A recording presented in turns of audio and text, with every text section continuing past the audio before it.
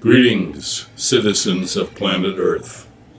I have searched the galaxy for the best deal in woodworking, and this is it. Hi, this is Stan. Hey, welcome back. I'm serious though, where can you find a woodworking bench, 4 drawers, a vise, a shelf, and some doodads for under $150? Can't beat it.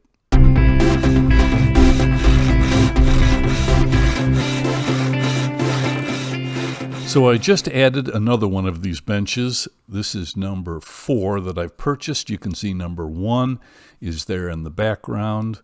That's been in my shop for over 11 years. I love it. It's still going strong. No problems. I've bought one as a gift, and I used one at the school where I taught for a while as my desk.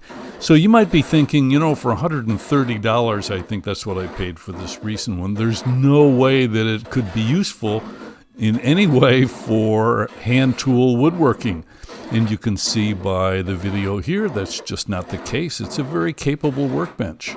Look at the coffee in my cup there. You can see it's not moving around too much. It's completely capable as a hand tool workbench. And we would all love to have a $2,000 Sjoberg, but that would be a foolish way for me to spend money. This is a fantastic bench for $130 on sale at Harbor Freight. The kit comes with these materials so that you can build and add on 4 drawers underneath the top, but I'm not going to be using them for this particular application. I'm instead going to have a shelf underneath, and that will work better for what I have planned. Harbor Freight has not endorsed or provided me with any materials for this video or for any of these benches. The kit comes in one big box, and all the parts are inside, and you should start with reading through the little booklet that comes with it so that things go in the right order. And I'm going to put some pictures of the joinery here because it's quite remarkable at this price point to find actual mortise and tenon construction along with the bolts that draw everything together. I was quite impressed with that for the price point on this bench.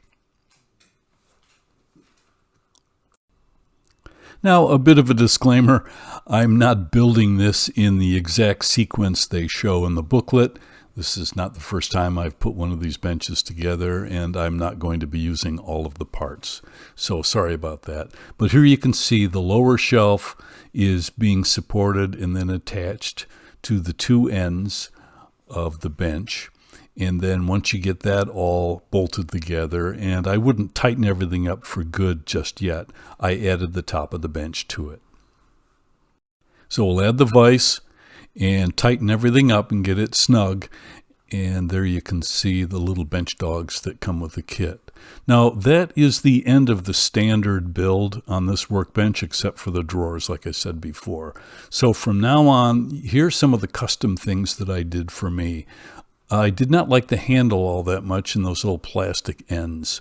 So I took a couple of small little dowels. I shortened the handle a little bit, and I just press fit those little dowels on the end, and that works better for me than those little plastic tips. Didn't care for those too much. I added a little wax to the threads and the rods on the vise. I can't remember if they mentioned doing that in the instructions or not. So without the drawers, I needed to add a useful shelf for me. So I got some plywood and put it across the bottom near the feet and then up where the drawers would be. And that will be a lot easier for me to just slip tools in and out of and to store things on the bench. So the shelf and the storage on the bench add a lot to the stability. In fact, the more heavy things that you can put near the bottom, the more stable your bench will be.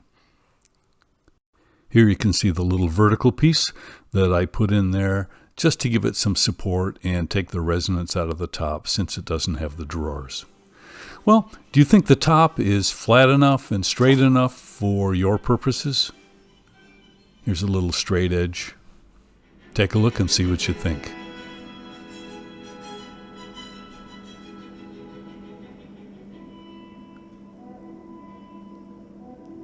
For me, it's going to work out just great. Well, thanks so much for watching. You made it this far. I really appreciate it. We'll see you next time.